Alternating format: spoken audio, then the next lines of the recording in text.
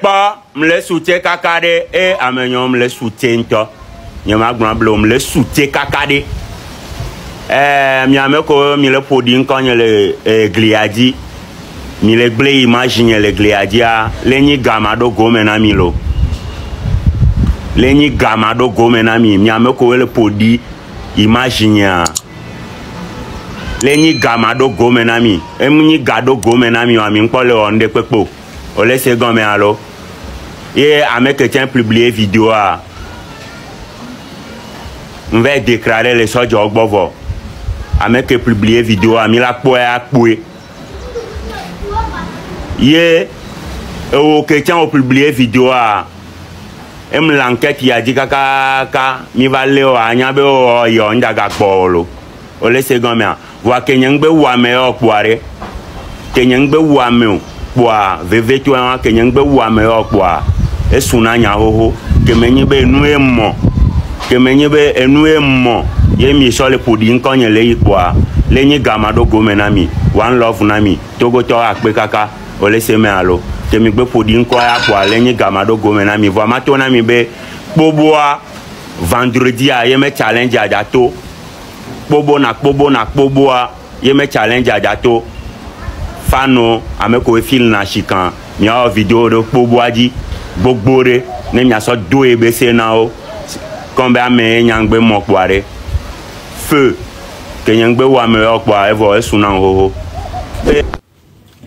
Michel, la team des bandits travaillent dans les bandits voleurs, Achille Mana W boy. Bientôt ça mi nyanya walo. Mitaga chikan goro ne ma fi chikan. Onyanke ya. Vidéo antore pe ko mfiteo. Ose comment? Vidéo on fito mais bota minya joan on ton na ire ngo ma file au cerveau allo bagnon parce que Balthazar ouais donc on le gbonyan vire tani no gba va mo la gba gbon ebe nya on poso oso hawe nya va les deux mains un mon fito on va déclarer ne côté la police boss di lo deux côtés lo afi vito do ko be système lo on nya ke ngba wo Debe nyobe no be ano yane kune fere a filmer do portable me. Debe jo nwa. Lele ke video a fuité nto chare. Enyobe ano do me gbo. Ha? Enyobe ano do me no yane kune fere. Ha? Que je le veux ma de dia tro po nku mo no le klinu. Le konu. Ça là ça montre vraiment que vous avez programmé ça. Ça montre tellement que ça a été programmé. Nyame 20 minutes sinon ne 20 que et ni 20 ans pour conscience le donner à nyama no du 20 par portable to ano filmer 20 pas vraiment pas yo nga on a mi oma mi da si pa me popo re bondi les réseaux a dire ah point de vue on va caler on ja pompo bon le boulot matin et de mi wona ah Michel les bandits travailleurs mi se gomme allo espoir restez branchés nous sommes en plein tournage bientôt la date sera communiquée Achille Mana AMG feu a Chicago fica vidéo ato a Chicago on va nous semaine ya melo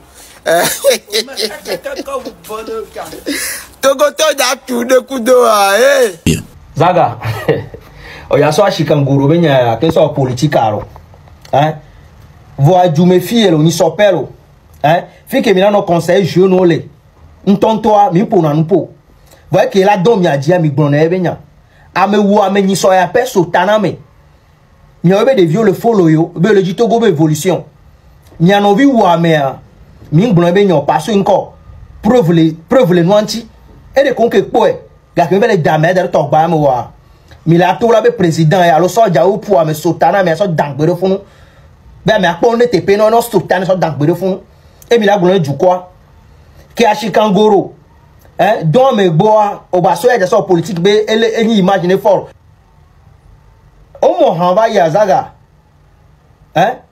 o mo han ba ye le pali me to pa to nya won OK mo han kura Chikangoro ke tout temps dara lo me so do non bata mere me kenti infection la non me ke la ba infection me do so wo ewe o mo han e han de ke ha puna di do mo han o moha vale blanc Chikangoro wenya ba so politique bo fi ke mi ana conseil mi ano viole benare o una me ame wu munyo mi bo nde yaji vale gonke po preuve mi la to be président lo so ja wo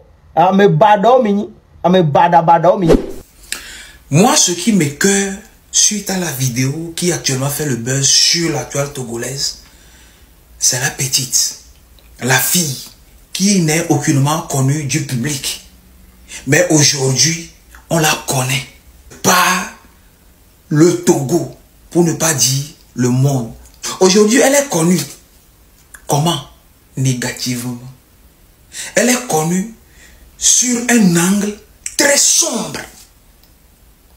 Non seulement cette vidéo brisera beaucoup de choses dans sa vie, mais aura un lourd impact sur sa famille, son papa, sa maman, toute sa famille, son quartier, son école si elle est élève ou étudiante, et plus tard dans la vie. Petite soeur, on laisse Séné Gomer. On laisse Séné Gomer. Vous savez, quand on parle de l'éducation, quand on parle de savoir comment faire votre vie, quand on dit de savoir qui suivre, qui ne pas suivre, lorsque vous voulez faire certains trucs qui ne sont pas censés être vus par le public, de savoir le faire, comment le faire, où le faire. Lorsqu'on le dit, ce n'est pour rien. C'est à cause de ces dommages, c'est à cause de ces incidents-là qu'on vous dit de ne pas le faire. Des choses qui sont censées être faites dans l'ombre. Ce n'est pas pour rien qu'on le fait dans l'ombre.